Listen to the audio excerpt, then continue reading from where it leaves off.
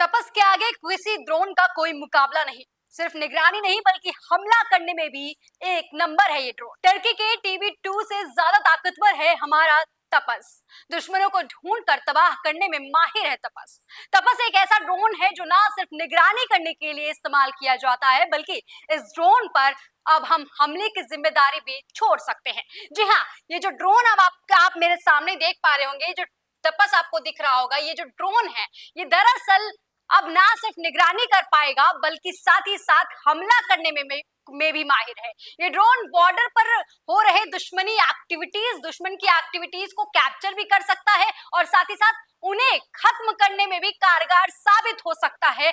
ये अभी फिलहाल हमारे डिफेंस सिस्टम में एक मजबूत मिसाल के तौर पर आ चुका है। नमस्कार, आप देख रहे हैं DNP इंडिया। मेरा नाम है स्नेहा तिवारी और आज हम इस तपस जो ड्रोन है हमारे पास, हम इसकी ही टेक्नोलॉजी समझेंगे, इसके फीचर्स समझेंगे और समझने की कोशिश करेंगे कि आखिर इसका हमारे भारतीय डिफेंस सिस्टम में आने से क्या कुछ बदलाव हो सकेगा और क्या कुछ इससे हमें फायदा मिलने वाला है। तो सबसे पहले हम समझने की कोशिश करते हैं कि तपस एक्चुअली है क्या। अगर मैं तपस की बात करूं तो सबसे पहले हम जान लेते हैं कि आखिर इसका फुल फॉर्म क्या होता है, कि आखिर इसे तपस ही बोलते हैं या कुछ और भी बोलते हैं। दरअसल इसका नाम जो है वो tactical airborne platform for aerial surface है, इसका सर्विलेंस है। इसका पूरा जो फुल फॉर्म हम देखते हैं वो ये है, लेकिन इसे हम शॉर्ट फॉर्म में तपस बोलते हैं। तपस जो है वो ड्रोन, इसे BH-201 के नाम से भी जाना जाता है। तपस BH-201 के नाम से जाना जाता है और माना जाता है, जो टेक्निकल टर्म जो यहाँ पर यूज हो रहा है, अभी मैंने जो आपको फुल फॉर्म में बताया था,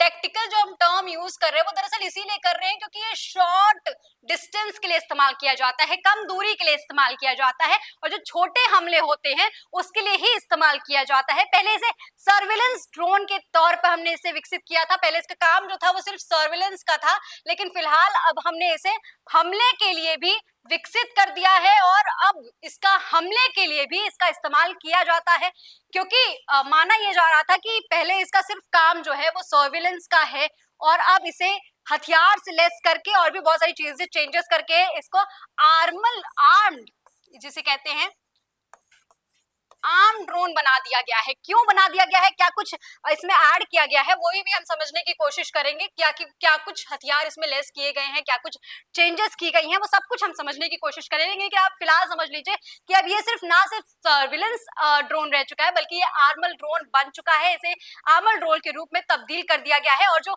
अमेरिका का ये आप देख रहे होंगे, ये प्रेडेटर है, प्रेडेटर ड्रोन है, इसको भी जब पहले बनाया गया था तो सिर्फ सर्विलेंस के लिए ही बनाया गया था। क्योंकि ऐसा नहीं है अब लोग कहेंगे कि भाई पहले इसको आपने सर्विलेंस के लिए बनाया, फिर समझ में नहीं आया तो फिर आपने इसको हमले के लिए बनाया, क्योंकि हमने इसका उदाहरण देखा हुआ है कि कैसे जो और देश है, जो और देश की रक्षा सहयोग है, वो पहले सर्विलेंस का जो काम करने वाला ड्रोन होता है उसको डेवलप करते हैं और उसके बाद उसमें हथियार लेस करने के साथ साथ उसे आर्मल ड्रोन में तब्दील करते हैं। और इसका सबसे बड़ा एग्जाम्पल जो है वो ये प्रेडेटर हमारे सामने जो अमेरिका का है, ये सबसे बड़ा एग्जाम्पल है। तो इसको भी पहले निगरानी के लिए बनाया गया था और अब देखिए किस तरीके से ये हाहाकार मचाया हुआ है और इसे माना जाता है कि दुनिया में जो सबसे ज्यादा तबाही मचाता है वो यही प्रेडेटर ही मचाता है।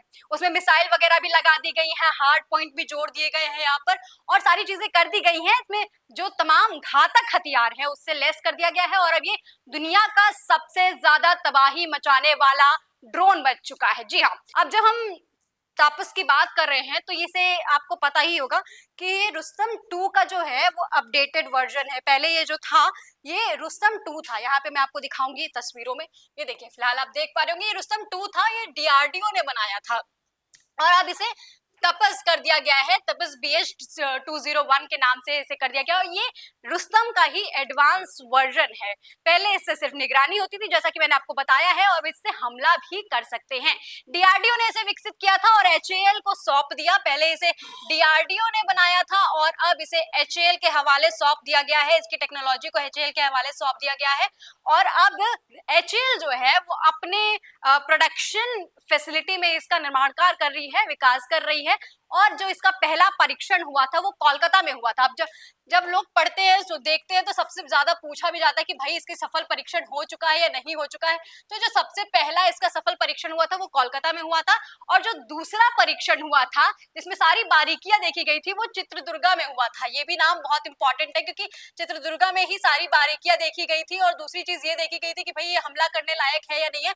ये एक्सपो वगैरह में भी जाता है तो वहां भी अपनी करामात दिखाता रहता है, ऐसा नहीं है कि बैठा हुआ है और दिखा नहीं पा रहा, अपने आप को साबित नहीं कर पा रहा है। एक्सपो वगैरह में भी गया हुआ है जहां पर इसने अपने आप को साबित किया, अपनी काबिलियत को साबित किया है। और आपको जैसा मैंने बता ही दिया है कि इसकी हर एक बारीकियों को परख लिया गया है। दूसरे राउंड का जब परीक्षण हुआ था उसमें हर एक चीज को परखा गया, जांचा गया कि आखिर कैसे हमला कर सकता है, क्या कुछ कर सकता है, ये सारी चीजें जांच ली गई हैं। उसके बाद इसे शामिल किया गया है।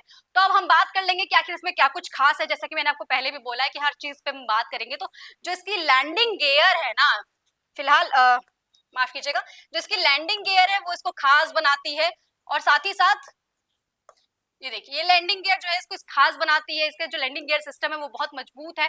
दूसरी चीज जो इसका इंजन है वो भी काफी ज्यादा मजबूत है, वो भी काफी ज्यादा उस पर भी बारीकियों से काम किया गया है। क्या कुछ है वो भी बताऊंगी मैं अभी, लेकिन फिलहाल जो मोटा माटी जानकारी है वो यही है कि इसकी लीडिंग गियर, इंजन और जो पेलोड है ना, ये तीन चीजें इस पूरे ड्रोन को हमला करने के काबिल भी बना देती हैं, और इसी वजह से इसकी काफी तारीफ भी होती है, अलग अलग जगहों पे तारीफ होती है कि भाई बहुत अच्छा है। और इसकी जो कैपेसिटी है उसकी कोई मात नहीं देने वाला है।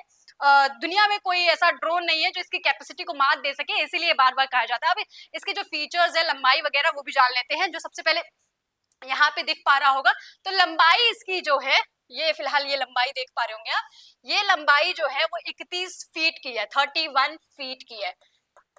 और जो इसकी विंग स्पेन है, यहाँ पे आपको ये विंग स्पेन दिख रहे होंगे, आई थिंक तस्वीरों में दिख पा रहे होंगे। बहुत क्लियर समझाने की कोशिश कर रही हूँ मैं आपको। ये जो विंग स्पेन है, दूसरी तस्वीर लगाती हूँ मैं। हाँ जी, ये देखिए जो यहाँ पे इसकी ये जो हाइट आपको दिख रही है ये 31 फीट है, और जो इसकी विंग स्पैन है ये 67 फीट की है। ये इतनी बड़ी इसलिए बनाई जाती है क्योंकि माना जाता है कि जितनी बड़ी विंग स्पैन होती है उससे उतना ही हवा में बैलेंस मिलता है, हवा में बैलेंस बनाए रखने में मजबूती मिलती है और स्टेबिलिटी मिलती है ड्रोन को। इसी वजह से इसका जो स्पेन है, विंग स्पेन है, वो ज्यादा बड़ा है, इसलिए इसे मजबूती देने के लिए ही बनाया गया है। इसमें टर्बो प्रॉप टाइप के इंजन लगे हुए हैं। टर्बो प्रॉप टाइप के इंजन, अब आप पूछेंगे कि क्या होते हैं, तो वो भी आपको दिखाना चाहूंगी कि टर्बो प्रॉप टाइप के इंजन दरअसल वो होते हैं जिसमें जी, अब आप देख पा रहे होंगे ये जो फैन है वो बाहर की तरफ लगा हुआ है, और इसी को टर्बो प्रॉप टाइप के इंजन कहते हैं। जिसके भी ये फैन बाहर की तरफ लगे होंगे उसे टर्बो प्रॉप टाइप के इंजन कहते हैं। और ये इसमें आप देख पा रहे होंगे कि ये जो पंखी हैं वो 3 लगी हुई हैं। जी, आप देख पा रहे होंगे ना, इसमें 3 पंखियां लगी हुई हैं। तो जब 3 पंखियां इसमें लगी हुई है, इसके भी रीजंस है। ऐसा नहीं है कि बस मन किया तो लगा दिया, 3 ब्लेड इसमें लगा दिया, 2 ब्लेड उसमें लगा दिया, ऐसा कुछ नहीं है।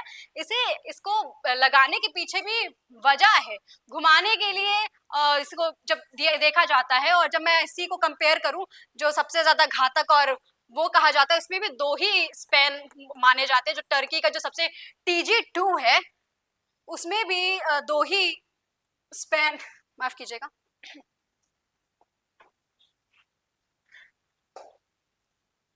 तो प्रेडेटर है ना, ठीक है। हाँ, तो इसमें भी जो आपको पंख दिखेंगे वो जो ब्लेड्स दिखेंगे वो सिर्फ 2 दिखेंगे। और ये जो टर्की का जो ड्रोन है, इसको लेकर टर्की ने काफी शोर मचाया हुआ था कि ये दुनिया का सबसे बेहतरीन ड्रोन है, उसमें भी सिर्फ 2 ब्लेड है। तो आप देख पा रहे होंगे जो हमारे पास ड्रोन है उसमें 3 ब्लेड है। और तीसरी जो चीज इंपॉर्टेंट है, जैसा कि मैं बता रही हूँ कि जो इसका इंजन है वो काफी मजबूत है और ये काफी पावर देता है, और इसे कहा जाता है medium altitude long endurance male drone कहा जाता है। मीडियम एल्टीट्यूड लॉन्ग एंड्योरेंस आखिर क्यों ये कहा जाता है? क्योंकि जो इसकी हाइट है, जो सर्विस सीलिंग है, वो बहुत ज्यादा नहीं है, वो 35,000 मतलब 3,000 फीट से लेकर 35,000 फीट के बीच में ही है। और माना ये जाता है कि इस हाइट के साथ भी इसको पकड़ पाना काफी मुश्किल है। और इसी जो जो ये जो हाइट है, मतलब 3,000 से लेकर 35,000 की जो हाइट फीट में मैं आपको बता रही हूँ, इसी हाइट पे जो कमर्शियल प्लेन वगैरह उड़ते हैं वो भी इसी हाइट पे उड़ते हैं, लेकिन फिर भी माना जाता है कि इसको पकड़ पाना काफी मुश्किल है। और दूसरी चीज मैं जो कह रही थी, यहाँ पे लॉन्ग इंड्योरेंस की बात मैं कर रही थी, वो इसलिए क्योंकि इसका ये जो इंडेयर कर पाता है वो क्षमता जो है इसकी वो काफी ज्यादा है। 18 घंटे से लेकर 24 घंटे तक की इसकी इंड्योरेंस क्षमता मानी जाती है। मतलब 18 घंटे तक ये उड़ सकता है, इसे किसी चीज की जरूरत नहीं पड़ेगी, 18 घंटे तक ये लगातार उड़ सकता है, इसलिए ज्यादा पावरफुल माना जा रहा है। दूसरी चीज, जब रेंज की बात होती है तो रेंज भी इंपॉर्टेंट हो जाता है किसी भी ड्रोन के लिए। तो वो 1000 किलोमीटर की रेंज है इसकी, मतलब 1000 किलोमीटर के दायरे में जाकर ये हमला कर सकता है बड़ी आसानी से। और दूसरी चीज जो इसकी स्पीड है, स्पीड की भी बात चल रही है तो स्पीड की भी बात करना जरूरी है।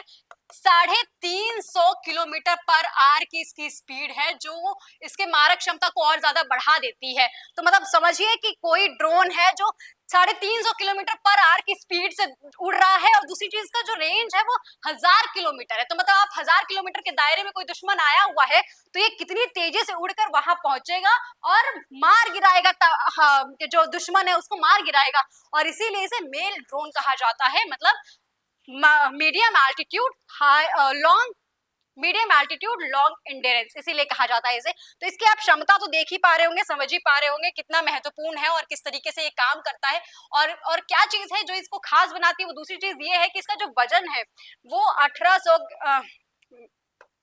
जो इसका वजन है वो 1800 किलोग्राम है खाली तौर पर। जब ये खाली रह रहा है तब इसका जो वजन है वो 1800 किलोग्राम है। और जब इसे भर दिया जाता है, मतलब इसका जो पेलोड है वो काफी ज्यादा माना जाता है, 350 किलोग्राम का इसका पेलोड है। और जो टर्की जिसकी मैं बात कर रही हूँ उसका पेलोड सिर्फ और सिर्फ 150 किलोग्राम का है।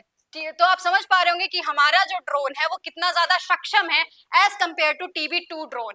क्यों? क्योंकि ये जो है वो सिर्फ 150 किलोग्राम के ही हथियार ले जा सकता है। मतलब इसे अगर दोबारा से कोई हथियार ले जाना है, मतलब 150 से 150 किलोग्राम से ज्यादा का अगर कोई हथियार लेके जाना है तो इसे 2 बारी में आना जाना पड़ेगा। जबकि हमारा जो ड्रोन है वो 350 किलोग्राम एक बार में लेके जा रहा है, इसे कोई प्रॉब्लम नहीं हो रही है। इसका पेलोड इतना मजबूत है कि भाई 350 किलोग्राम का आप हथियार भर दीजिए, हमें कोई दिक्कत नहीं है। आप देख पा रहे होंगे आगे जो तस्वीरें मैं आपको दिखाऊंगी उसमें आप समझिएगा कि जिस तरीके से हथियारों को ये ले जाने में सक्षम है, कितना इजी है इसके लिए। 350 किलोग्राम आप भर दीजिए, ले जाएगा, उड़ा देगा, हथियारों को मार के आ जाएगा। मतलब साफ है कि 2-3 मिसाइलें जो वो ले जा सकता है उसके कंपैरिजन में हम शायद 5-7 लेके जा सकते हैं, जो हमारे लिए बहुत इजी होगा। तो TB2 को तो बार बार वापस आना पड़ेगा कि भाई हमें हथियार दो, वहां कम पड़ रहे हैं। जबकि हमारा ड्रोन जो है वो भाई ऐसा नहीं है, वो एक ही बार में लेके जाएगा हथियार, वहां दुश्मन को मार गिराएगा। अब लोग पूछ रहे होंगे कि भाई हमारे पास तो राफेल है तो इसकी क्या जरूरत है, ये तपस की क्या जरूरत है, तपस BH की क्या जरूरत है हमारे पास। तो आप एक बात समझने की कोशिश कीजिए, अब आपको कहीं जाना है, मान लीजिए आपको मार्केट जाना है, तो आपको किसकी जरूरत पड़ेगी? आपको बाइक की जरूरत पड़ेगी। तब तो आप नहीं कहेंगे ना कि नहीं भाई हम ट्रक लेके जाएंगे, नहीं कहते हैं ना। और मान लीजिए आपको आपके गोदाम के लिए किसी सामान को मतलब उसकी रिफिलिंग करानी है, आपको सामान मंगाना है, तो आप क्या लेके जाएंगे? आप ट्रक लेके जाएंगे। भाई हमें सामान बहुत ज्यादा लाना है तो हमें ट्रक की जरूरत है, तो हम ट्रक लेके जाएंगे। जब आपको बस की जरूरत होगी, जब आपकी फैमिली टूर जा रही होगी तो आपको बस की जरूरत पड़ेगी। जब आप 2 लोग जा रहे होंगे या 3 लोग जा रहे होंगे, किसी ट्रिप पे जा रहे होंगे, तो आपको कार की जरूरत पड़ेगी। बस वैसा ही सेम यहाँ पे भी है, अलग अलग चीजें अलग अलग तरीके के अलग अलग रोल प्ले करते हैं। चाहे वो राफेल है, चाहे वो SU-57 की मैं जो बात पुराने वीडियोस में बता चुकी हूँ, आपको बार बार बताती रहती हूँ, उसकी बात कर लीजिए, या F-35 की बात कर लीजिए, या आप अपने तपस की बात कर लीजिए। तो ये सारे जो अलग अलग तरीके के जो डिफेंस सिस्टम में शामिल हथियार हैं, ड्रोन है, विमान है, मिसाइल हैं, ये अलग अलग तरीके की भूमिका अदा करती है और सबकी भूमिका बहुत इंपॉर्टेंट है। और यहाँ पर जैसा कि मैंने आपको पहले ही बताया, जो तपस है वो छोटे हमला कर सकती है, जो छोटी रेंज के जो दुश्मन होंगे वहां पर हमला कर सकती है, बहुत ज्यादा दूर नहीं जा सकती। मतलब जो इसका रेंज है वो 1000 किलोमीटर है, वो मैंने आपको बता ही दिया है। अब मैंने जो पुरानी वीडियोस मैंने आपको बताई होंगी, जब आपसे मैं बता रही थी सुखोई का बात कर रही थी, तो मैंने वहां पे बताया था कि कैसे वो 450 किलोमीटर 4500 किलोमीटर के रेंज में जाकर वहां मार सकता है। तो वही सेम चीज अलग अलग तरीके से अलग अलग जो मिसाइलें होती है, विमानें होती है, ड्रोन होती है, वो अलग अलग तरीके से काम करते हैं। और दूसरी बात जो होती है वो कॉस्ट की। जब राफेल और आप इसका कंपेयर करेंगे तो ऑब्वियसली कॉस्ट एक बहुत इंपॉर्टेंट मुद्दा हो जाता है, क्योंकि ड्रोन कहाँ और तपस कहाँ। तपस की भूमिका अलग है, छोटे हमलों के लिए इस्तेमाल किया जाता है, कहाँ राफेल है। राफेल पे भी अगर आपको विश्लेषण चाहिए होगा तो उसमें भी हम अलग से वीडियो बनाएंगे, वो आप जाके वहां पे देखिएगा अपने हमारे चैनल पे। लेकिन फिलहाल हम तपस की बात पे वापस आते हैं। राफेल की क्या कुछ भूमिका होगी वो उस वीडियोस में हम डिस्क्राइब करेंगे। फिलहाल जो हमारा ड्रोन है इस पे बात करते हैं। अब लोग पूछेंगे कि भाई ये इतना जरूरी क्यों है, तो ये समझ लीजिए कि भाई हाल फिलहाल में जो लड़ाइयां हमने देखी है आसपास की, जिस तरीके की लड़ाइयां हुई हैं, वहां से एक बात साफ निकल कर आई है कि अब वही देश ताकतवर है जिनके पास ड्रोन टेक्नोलॉजी बेहतर है। तो हमारे पास तापस है और बाकी देशों के पास, जैसे टर्की के पास TB2 है, अमेरिका के पास प्रेडेटर है, ऐसे अलग अलग देशों के पास अलग अलग ड्रोन है। तो जिसके पास ड्रोन ज्यादा मजबूत हो, जैसे ये प्रेडेटर है, आप देख पा रहे होंगे, तो ये भाई अमेरिका के पास है, वो मजबूती के साथ काम कर रहा है फील्ड में। इसकी भी मारक क्षमता बहुत अच्छी है, बहुत सारी चीजों में इसके जो फीचर्स, अगर आप ये जानना चाहते होंगे तो कमेंट सेक्शन में जरूर लिखकर बताइएगा, मैं इसके बारे में भी आपको डिटेल जानकारी जरूर दूंगी। लेकिन फिलहाल तपस पे वापस आते हैं। तपस की बार बार मैं चर्चा इसलिए करना चाहती हूँ क्योंकि जो इसकी भूमिका है वो बहुत ज्यादा महत्वपूर्ण है। दूसरी बात, जब मैंने आपको बताया था कि ये पहले सर्विलेंस के लिए इस्तेमाल किया जाता था, तो आखिर इसमें क्या कुछ चेंजेस हुए, तो ये तीसरी चीज हमारे लिए बहुत इंपॉर्टेंट है जानना। तो तपस में एक्चुअली जो हाई पॉइंट्स है वो ऐड कर दिए गए थे, ठीक है। काफी सारी जो हथियार हैं उनको ऐड करने की बात चल रही है। हालांकि कौन कौन से वो हथियार होंगे वो ऐसा पर्टिकुलरली मेंशन नहीं है, क्योंकि अलग अलग युद्ध के लिए अलग अलग तरीके के हथियार लगाए जाते हैं, उन्हें लेस किया जाता है, वो तो आपको लोड करना है, भाई वहां पे ले जाके पहुंचा देगा। लेकिन हाई पॉइंट्स इसमें ऐड कर दिए गए। हाई पॉइंट्स क्या होते हैं? हाई पॉइंट्स वो पॉइंट्स होते हैं जहां पर मिसाइल जो है उन्हें लोड किया जाता है, जहां पे मिसाइल को अटैच किया जाता है दरअसल, तो उसे हाई पॉइंट कहा जाता है, जो युद्ध के दौरान पे काम भी आती है। इसीलिए हाई पॉइंट जो है वो ड्रोन में लगा दिए जाते हैं। जैसे कि प्रेडेटर भी जो था, इसमें भी यहाँ पे देखिए, ये आपको दिख रहा होगा ना, ये हाई पॉइंट है, यहाँ पे आपने मिसाइलें अटैच कर दी हैं और ये जाके जब हमला हो रहा होगा वहां ले जाएगा, वहां गिरा देगा, काम तमाम। ऐसा ही होता है। तो फिलहाल जो बात चल रही है, बात की जा रही है, तो हमारे डिफेंस सिस्टम के पास 76 तपस ड्रोन की बात चल रही है। 76 तपस ड्रोन क्यों जरूरी है ये भी समझिए, क्या कुछ आंकड़े हैं ये भी समझ लीजिए। क्योंकि इसमें माना जा रहा है कि जो 60 तपस है वो आर्मी को मिल जाएंगी, जिसमें बाकी जो 4 हैं वो नेवी को मिल जाएंगी, और बाकी जो 12 है वो एयरफोर्स को मिल जाएंगी। तो समझ लीजिए, जब तीनों ही जगहों पर अगर इसकी डिमांड है, तीनों ही जगह पे इसे मांगा जा रहा है और इसे शामिल करने की बात चल रही है, तो समझ लीजिए कि इसकी भूमिका कितनी ज्यादा अहम हो जाती है। और क्यों अहम हो जाती है? क्योंकि मैंने आपको बताया ये कि तो बहुत ज्यादा झंझट वाली बात नहीं है कि भाई हमने तो लोड किया हथियार, वहां ले गए, वहां दुश्मन को मार दिया, बस नॉर्मल सी बात है। सिस्टम बहुत ईजी है और छोटे मिशन के लिए बहुत ज्यादा कामगार है। दूसरी बात, जो इसके नेविगेशन सिस्टम की बात आती है, तो नेविगेशन सिस्टम भी बहुत इसका मजबूत है और अपना स्वदेशी है। माफ कीजिएगा, अरे गगन कहाँ गया मेरा?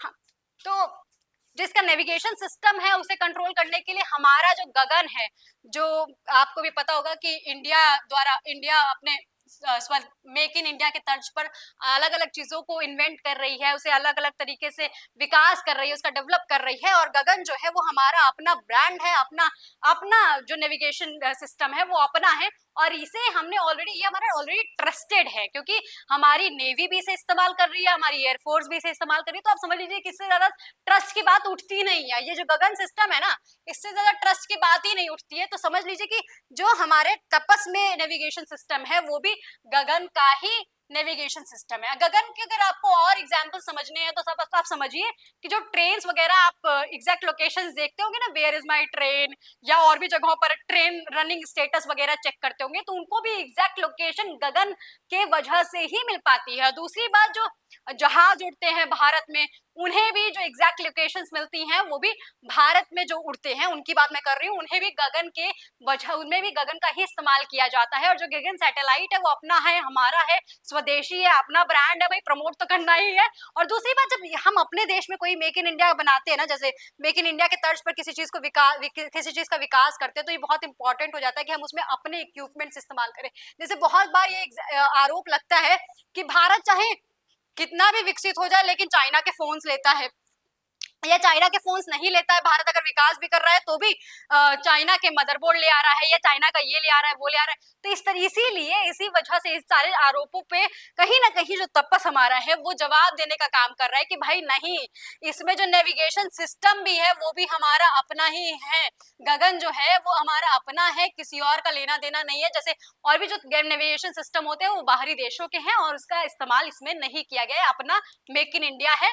और दूसरी चीज जो इसमें सबसे मजबूत काम करती है वो नाइट विजन है इसका, क्योंकि कभी कभी तो रात में भी आपको देखना पड़ता है ना, नाइट विजन भी बहुत जरूरी होता है। ऐसा तो नहीं है कि सिर्फ ये तो दिन में होते हैं, नहीं होता है, रात में भी होती हैं। और इसी के साथ इसका जो थर्मल कैमरा है वो भी बहुत एक्टिव है, बहुत ज्यादा ही एक्टिव है, थर्मल कैमरा और साथ ही साथ नाइट विजन, ये दोनों ही चीजें।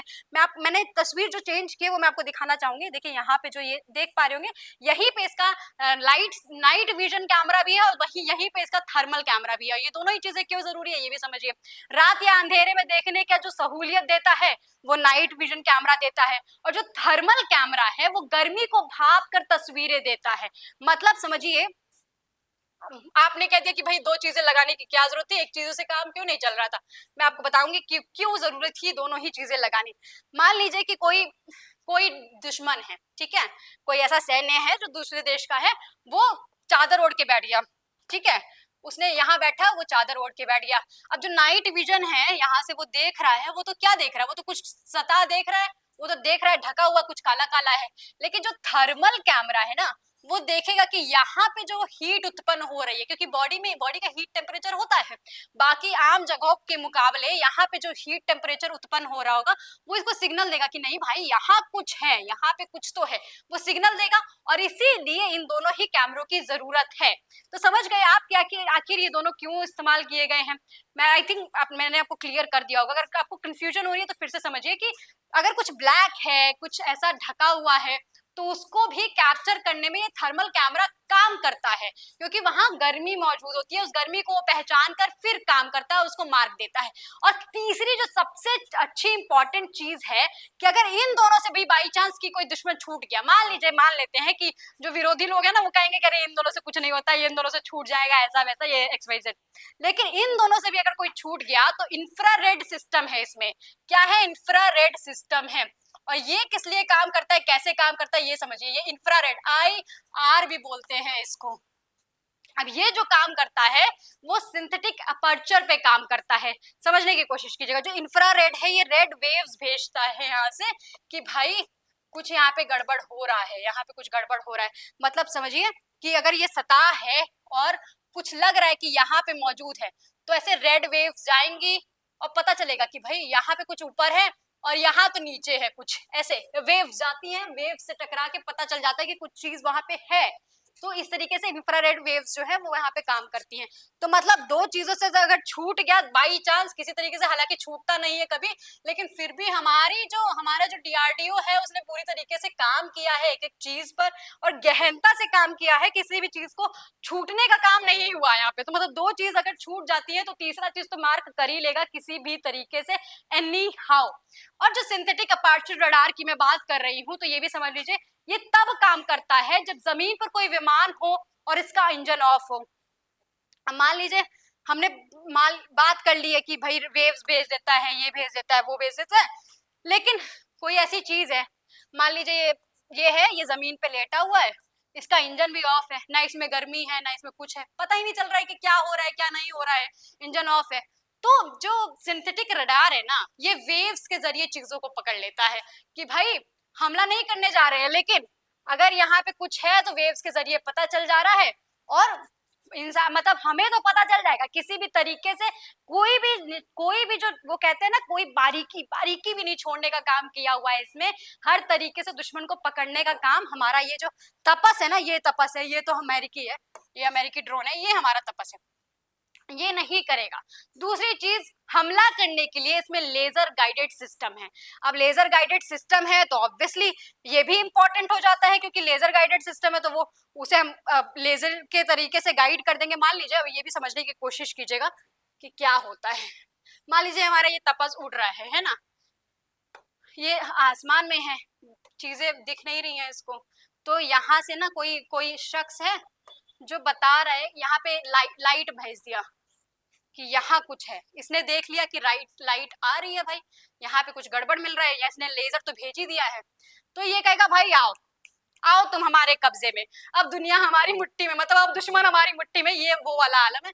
तो यहाँ पे जो सिंथेटिक रडार है वो ये काम करती है, जो लेजर रडार है वो बेसिकली ये काम करती है। तो आई थिंक मेरे को लगता है सारी चीजें मैंने आपको समझा दी है। हथियार क्या कुछ होंगे वो युद्ध के हिसाब से ही इसमें लेस किए जाएंगे, उसे रिलोड जो कहते हैं लोड करना, वो उस हिसाब से लोड किए जाएंगे। दूसरी चीज, जो इसकी इनहेंस्ड एरोडायनेमिक कन्फिग्रेशन है, डिजिटल फ्लाइट सिस्टम है, नेविगेशन सिस्टम है, कम्युनिकेशन इंटेलिजेंस है, मीडियम और long range electro optic payloads है, और जो सिंथेटिक एपर्चर रडार है, ये सब कुछ मिलकर इस तपस को वो बना देती है जो बाकी सारे ड्रोन में ये नहीं है। बाकी सारे ड्रोन इसका मुकाबला इसीलिए नहीं कर पाएंगे क्योंकि इसमें इतना सब कुछ ऐड कर दिया गया है, इतना सब कुछ इसमें बेसिकली इसमें वो कर दिया गया है, इंटैक्ट कर दिया गया है, अटैच कर दिया गया है कि इसकी क्षमता को मात देना किसी के बस की बात नहीं है। कम्युनिकेशन की भी मैंने बात बताई होगी आपको, इसमें कम्युनिकेशन सिस्टम भी काफी मजबूत है। ऐसा वैसा नहीं है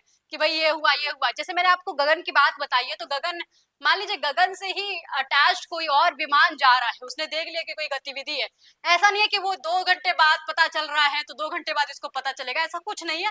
वो डायरेक्ट बता देगा कि भाई यहाँ कुछ गड़बड़ है, तो इसके पास भी गगन है, उसके पास भी गगन है, इसने जाके हमला कर दिया, ऐसा वाला सिस्टम है। तो आप समझ ही पा रहे होंगे।